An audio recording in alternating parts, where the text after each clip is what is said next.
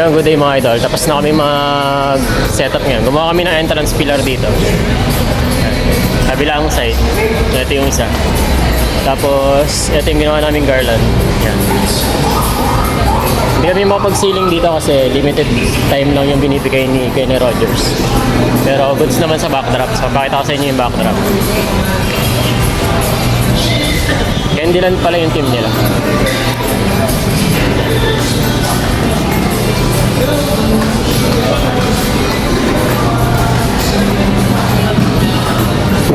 So yan yung ano nila. So ka-order lang namin ng happy birthday na yan. And nagamit agad. Tapos against the light kasi merong liwanag doon. Tapos meron tayong souvenir dito. Souvenir stand. No? Naglagay sila ng mga cotton candy tsaka popcorn. Tapos may mga ano rin sila dito. Candies.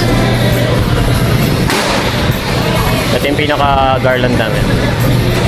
Natututok sa araw kaya naputok eh. Yun lang po, message po ako pag gusto nyo magpa-reserve. Rato Ribbon Stylist po. Yun lang.